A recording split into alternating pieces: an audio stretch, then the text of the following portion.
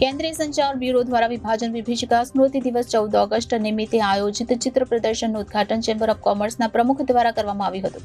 આ પ્રદર્શન તારીખ 13 થી 15 ઓગસ્ટ સવારે 10 થી સાંજે 6 સુધી તમામ નાગરિકો માટે નિઃશુલ્ક ખુલ્લું રહેશે. દક્ષિણ Gujarat chamber of commerce and ઇન્ડસ્ટ્રીઝના પ્રમુખ વિજયભાઈ મેવાવાલાએ આ ચિત્ર પ્રદર્શનનું ઉદ્ઘાટન કર્યું હતું. આ પ્રસંગે તેમણે જણાવ્યું હતું કે નવી પેઢીને આઝાદીની કિંમત સમજાવે તેવું આ ચિત્ર પ્રદર્શન છે. વિભાજન સમયે લોકોએ જે રીતે પોતાનો જીવ બચાવવા માટે બધું છોડીને જે રીતે ભાગવું પડ્યું હતું તે ચિત્ર જોઈને અત્યારે પણ કંપારી છૂટી જાય છે. તો એ સમયે આ લોકોએ કેટલી હદે યાતના ભોગવી હશે તે કલ્પના કરવી મુશ્કેલ છે. યુવા પેઢીએ આપણા ભૂતકાળને જોઈ મળેલી આઝાદી અંગે વિચારવું જોઈએ. કાર્યક્રમ દરમિયાન શૌર્ય ગીત અને ચિત્રકામ તેમજ પ્રશ્નોત્તરી સ્પર્ધાના વિજેતાઓને પુરસ્કાર અને પ્રમાણપત્ર એનાયત કરવામાં આવ્યા હતા. આ કાર્યક્રમમાં ચેમ્બર ઓફ કોમર્સના ઉપપ્રમુખ નિખિલભાઈ મદ્રાસી, સેક્રેટરી નીરવભાઈ માંડલેવાલા, ખજાનચી મૃણાલભાઈ શુક્લ ઉપસ્થિત રહ્યા હતા.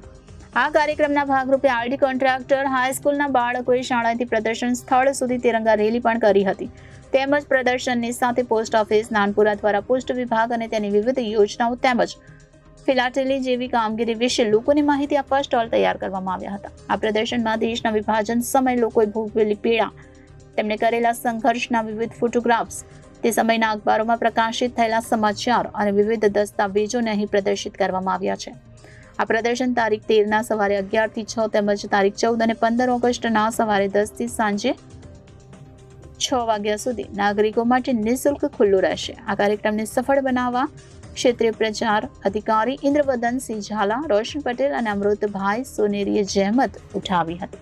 સુરતમાં આવેલ શોક વિસ્તારમાં ઐતિહાસિક કિલ્લામાં જે આજથી એક પ્રદર્શન યોજાયું છે તે મહત્ત્વની વાત છે કે આ પ્રદર્શન છે તે આખી એક અલગ પ્રકારની જે ઝલક છે તે અહીં જોવા મળી રહી છે અને આ જે પ્રદર્શન છે તે યોજવામાં આવ્યું છે અને આ ઐતિહાસિક કિલ્લા ખાતે ભારત સરકાર દ્વારા ખાસ જે આ પ્રદર્શન યોજવામાં આવ્યું છે જેમાં વિવિધ જે પ્રમાણેની ફાઇલો, ડોક્યુમેન્ટ્સ જેમ કે જે તે સમયની વેદના દર્શાવતા અલભ્ય ફોટોગ્રાફ્સ અને વર્તમાન પત્રોમાં જે રીતે છપાયેલું હતું એટલે તે રીતના નકશા અને અનેક પ્રકારનું એક રેકોર્ડ અને વિભાજનની પ્રદર્શિત કરવામાં આવી રહી છે. ત્યારે આ આઝાદીના સમયે શરૂ થયેલા અખંડ ભારતના વિભાજન સમયે સામાન્ય પ્રજાજનો એ સહન કરેલા સંઘર્ષ અને બલિદાનની ગાથા પણ અહીંયા જોવા મળી રહી છે અને જે પ્રમાણે બલિદાનથી સંઘર્ષ કરેલા જે રીતના દૃશ્યો છે તે અહીં કંડારવામાં આવેલા છે અને તે પૌરાણિક જે પ્રમાણેની તસવીરો હોય તે સામે આવી રહી છે. અને આ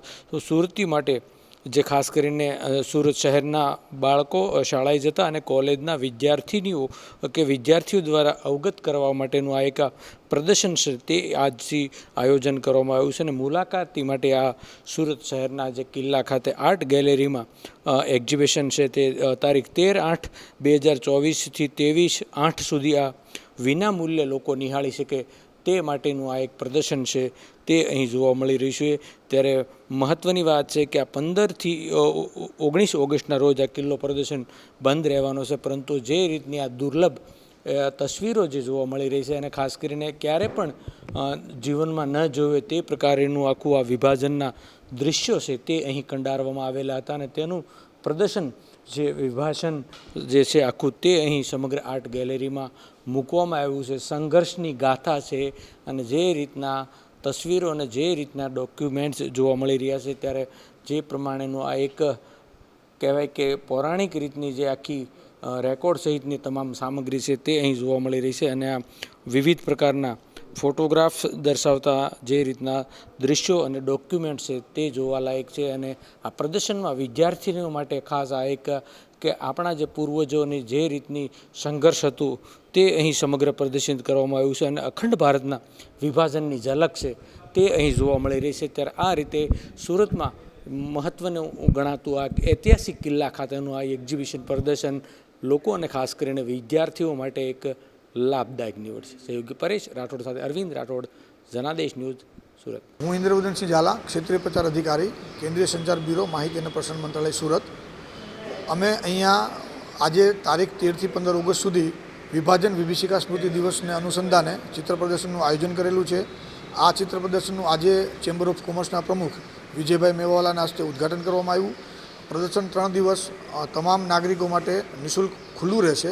આ પ્રદર્શનની અંદર વિભાજન સમયની જે હાલાકી ભોગવેલી છે આપણા ભાઈઓએ, એ સમયની ક્રૂરતા, એ સમયની તકલીફ, એ બધાનું અમે વિવિધ ફોટોગ્રાફ્સ, વિવિધ રાજનેતાઓના ફોટોગ્રાફ્સ, વિવિધ અખબારના કટિંગ્સ, એ બધું અહીંયા રજૂ કરવામાં આવ્યું છે. આ સાથે જ અહીંયા પોસ્ટલ ડિપાર્ટમેન્ટનો એક સ્ટોલ ઊભો કરવામાં આવ્યો છે, જેમાં પોસ્ટલ ડિપાર્ટમેન્ટની કામગીરી વિશે માહિતી આપવામાં આવે છે. પ્રદર્શન જોવા આવતા બાળકો સાથે અમે પ્રશ્નોત્તરી વિષયને લગતી, એ સિવાય ચિત્ર સ્પર્ધા, તિરંગા રેલી અને શૌર્યગીત સ્પર્ધાનું પણ અમે આયોજન કરેલું હતું. આ સિવાય સુરતમાં વિવિધ જગ્યાએ ભારત સરકાર દ્વારા આવા જ વિભાજન વિભીષિકા સ્મૃતિ દિવસનું ચિત્ર પ્રદર્શનનું આયોજન કરવામાં આવ્યું છે. સાહેબ, વિભાજનના જે દ્રશ્યો કંડારવામાં જાય, કેટલાક બાળકોએ ક્યારેય જીવનમાં જોયા પણ નથી. જી નહીં. કઈ પ્રકારનું આખું જી, આ નવી પેઢીને આઝાદીની કિંમતની માહિતી આપવા માટેનો જ એક પ્રયાસ છે કે જે પેઢીએ માત્ર ને માત્ર આઝાદી જ ભોગવી છે, એને કશું ખબર નથી, અથવા તો આઝાદી આપણને કઈ કિંમતે મળી છે એ બાળકોને જાણકારી મળે. એ સમયે લોકોએ કેટલી હેરાનગતિ ભોગવેલી, એ સમયે પોતાની માલ મિલકત, જમીન જાયદાદ છોડીને રાતોરાત લોકોએ ભાગવું પડેલું, એ જે યાતનાનો ચિતાર છે એ અહીંયા રજૂ કરવામાં આવ્યો છે. જૈનિશ નિલેશ પટેલ. જૈનિશભાઈ, તમે આ એક્ઝિબિશનમાં કેવું લાગ્યું, કઈ પ્રકારનો એક્સપિરિયન્સ રહ્યો, તમે અહીંયા કઈ પ્રકારની તમે જાણકારીઓ મેળવી? સારો એક્સપિરિયન્સ હતો.